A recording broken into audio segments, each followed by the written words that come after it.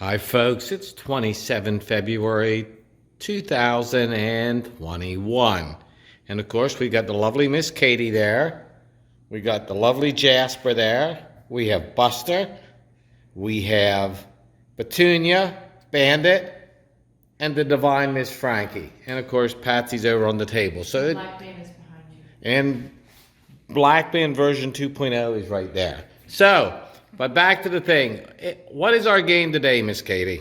We have Black Swan.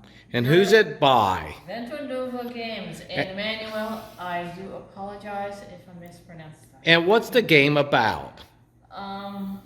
The box says Europe 1939-1945. So it's a strategic, probably war game, isn't it? Of Europe 1939-1945. I suppose so. You suppose so. You suppose right. We will allow you to have meatloaf for dinner tonight. Yay. Yay. But this game has been here for a little while. You and I both helped with it. You proofed. And Emmanuel, thank you for giving me due credit. That was very sweet. What more credit does she need other than being married to me, right, folks? Oh, God. Oh, God. But, so we'll be taking a look at this close on the table here in a moment. And then that, of course, means the lovely Miss Katie will be doing the filming and I will be running my pie hole. So, as always, we thank you people. And Miss Katie says, Bye-bye. bye-bye.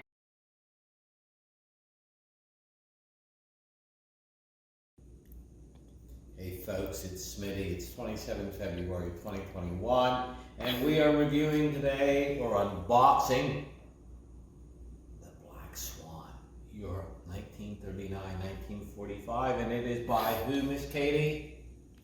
My boyfriend, Emmanuel. Your boyfriend Emmanuel. And right here in the rule books, under credits, Katie A. Smith is listed. Yep. Along with me. This will make me famous.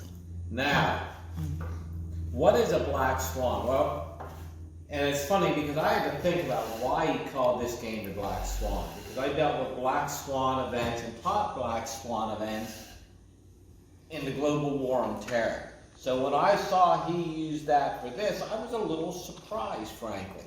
But let's read what he says a Black Swan is. In martial terms, the Black Swan symbolizes the unraveling of apparent certainty, together with man's desire to contrive notions of opportunity or excuses for defeat whenever he dare plays with the volatile flames of ambition.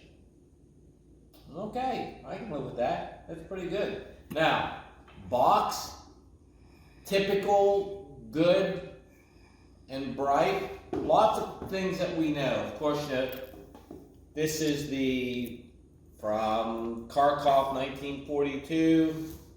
Typical German, D-Day type picture, fleet action, B-17s, Stukas, airdrops, British Red Devil, Italian, and Soviet infantry dismounting off tanks. So, good heavy box. We like good heavy boxes because often it seems that a number of the Euro type games come in, well, boxes that don't stand up very well. When you have folks like Petunia over here, our big black one-eyed princess, well, cats like to get on top of boxes and cats like to sleep on top of boxes and they can easily crush boxes when they are the size of one-eyed princess. So therefore, we like good firm boxes. Now, this game has a lot to it. Miss Katie's favorite thing in the world, stickers. And of course, we'll look at all this closer then, but Miss Katie hates stickers. Which means then, there are discs and blocks. Now, let's go through and look at some of these and think what they are. Green, okay, green stands for American and French, because normally that's the case. Black stands for German. That's normally the case too, and the gray is for German forts. Red, of course, serves for the Soviets. So, where are the Brits? The Brits are blue. Okay, I suppose so. The Italians are yellow or gold, and then you've got minor nations that are other things, although Soviet forts are pink. I even remembered that from looking at the rules just now, because game component manifest, air and ground units, and Soviet forts are indeed pink. Western miners are brown, Maginot lines are kind of some light brown, Axis miners are a very light gray, but we got all the other stuff right. Wow, I'm pretty pleased with myself for looking at it. Some additional stickers, little dice, and of course that means because we have things like this, we really don't need extra baggies because it's not counters. And of course, more. My favorite thing in the world, a good player's card. Here in the front of this one, you can see the sequence of play, because this game has one of the favorite things I like in any game, production. I like games where I can produce things. But it's a well laid out card. It is very, very well made. I mean, probably won't stand up to one of my cats chewing on it, but I wouldn't expect it to do that because some of my cats like to chew on bags and other things. So you have to put these away, which is why we have the table with the leaves that Miss Katie made me buy, 2012. I think so. When I was in the Army Wounded Warrior Program at Fort Stewart, Georgia. Yep. Now, here are the maps. You have to excuse me the way I'm doing it. They're kind of an accordion maps, and there's two of them. Big maps. And of course, we will look at these closer and better in greater detail. I'm going to step to the side here a little bit, Miss Katie. I'll be kind of coming to this side. You can see it's an area-based game. I used to hate area-based games. I thought there was just something that was wrong about that. Well, I subsequently found out that my original opinion was wrong and silly, and I like area-based games. So this is, of course, Eastern Europe, Soviet Union, and now we will get the other one.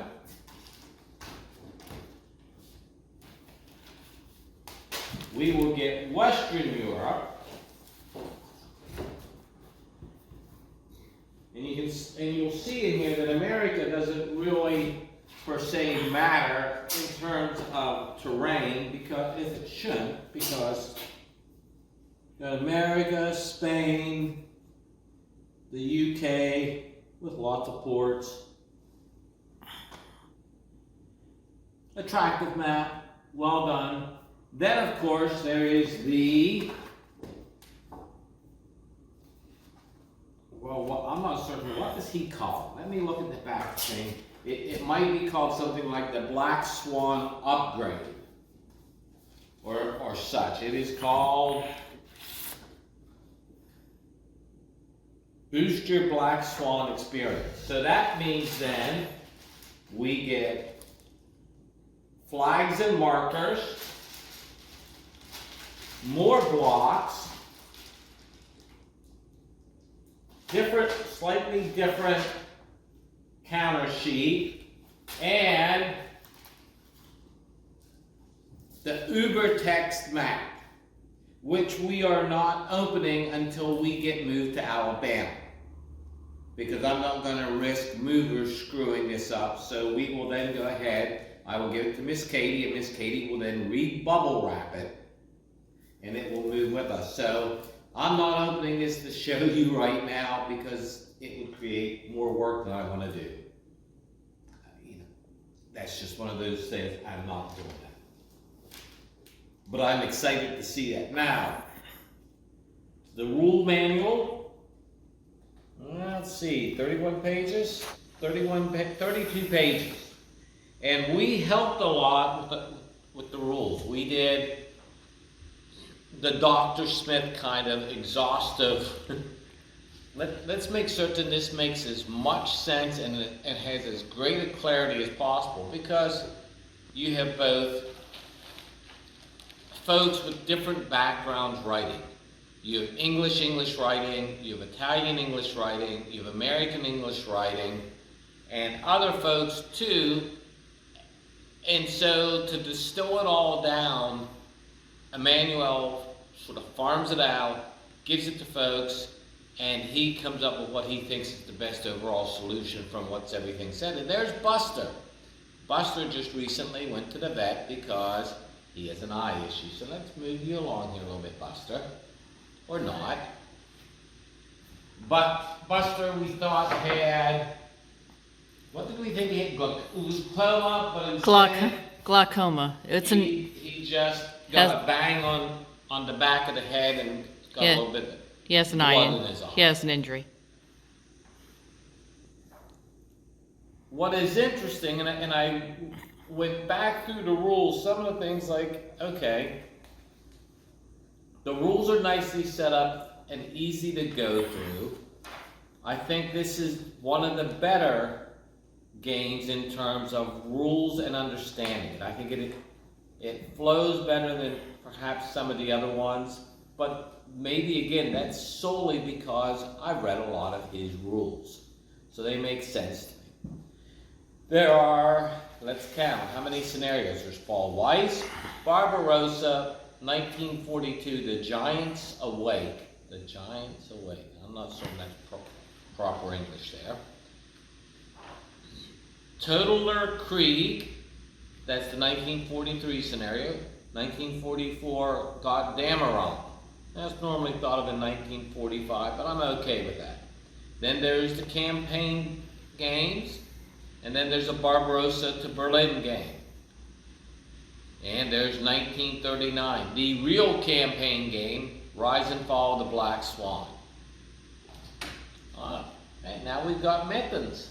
All our mittens. Let's see, yesterday we had nobody, and today we've got lots of people deciding to help. Nice shot of your butt there, mittens. Oh, I'm glad I don't. My videos are never for children, because that time we had a cat butt in it, and who knows what that would do for us. So, lots of stuff here. We'll be getting to this game when we get to Alabama, which is 4 weeks. a little more than a month off.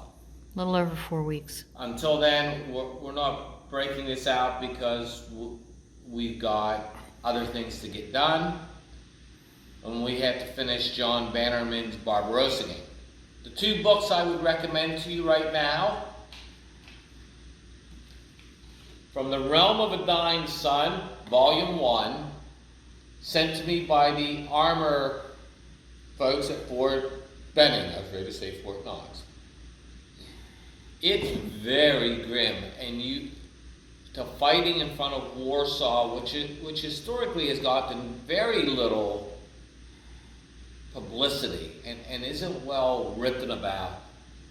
Deeply detailed, very good. And I was telling Miss Katie that in the space of about 5 pages, I read about 5 knights cross holders falling in action. And that's basically, I equated it to her as, say, Victorian Cross Medal of Honor winners. So to be losing that type of combat experience, so many, so quickly, you begin to understand why the German army slowly started to disintegrate. The other one, and you can see that when we were talking about cats, well, they did a little bit of a number on this cover, didn't they? Sand and Steel, which is the work on D-Day as far as I'm concerned. He's a little bit nicer to Monty than I would ever be in this lifetime, my next lifetime, any previous lifetimes I had, and any future lifetimes I've had. But the most exhaustive, well-written, well-flowing, and the wealth of detail in it is extraordinary. So both these books would accompany this game well. I don't get anything for saying that other than that. Let's see, this one, I think I actually bought this one. This one I bought. So, and Miss Katie always likes when I buy books because that usually means we're at a bookstore and she gets to buy books too. So, as always, folks, I thank you. It's always my pleasure when any of you look at it and make comments, usually favorable ones, but we like what you all do with us. So, thank you as always, folks. Bye-bye.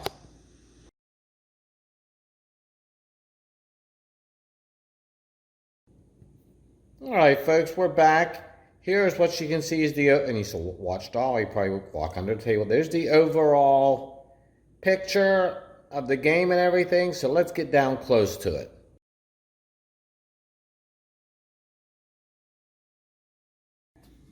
All right, folks, we're back. Here are the rules. Talked about, of course, you can see my hand down there. Standard setup for them. Preface, introduction, the charts, what the game is about. Like I said, the game component manifest, pink Soviet forts, blue British. Kind of a long sequence of play, but not really. And then you've got lots of illustrations throughout the book that make it easy to understand what is going on. And so if you got questions about anything, they're in the book. And of course, your C-zone control update things and all. So, all right, that's the rule book. Now, let's get to the player cards that I was playing with earlier. Sequence of play there. Nice graphics. The naval phase, again, nice graphics. A lot more naval in this than you might think. And of course, the land phase. The special Soviet artillery. Special tanks, so to speak, and then your phases. So this is all nothing but sequence of play, and of course it's all on the same card, so player flips back and forth. They each have a card here. Now let's look at the thing Miss Katie hates the most in the world. Stickers. Lord, my wife hates stickers. There we have the stickers the whole way down through, pink Soviet forts, and for your big disc. All right. And then, of course, you've got your bags of goodies, right? But let's look closer at the map here. What's interesting about the map is you see, like here it is, you've got Soviet tank, you've got a Tiger tank at Kharkov. You've got, looks like the Bismarck there. Could be the Tirpitz. You've got Ju-88 there. I think it's a Ju-88 and not a, probably a Spitfire. You come down here. You've got, looks like an Italian battleship.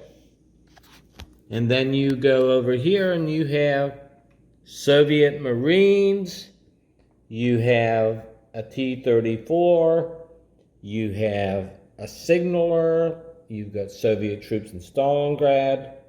So, oh, and my favorite, since I do like production. So, nicely set up. Oh, and of course,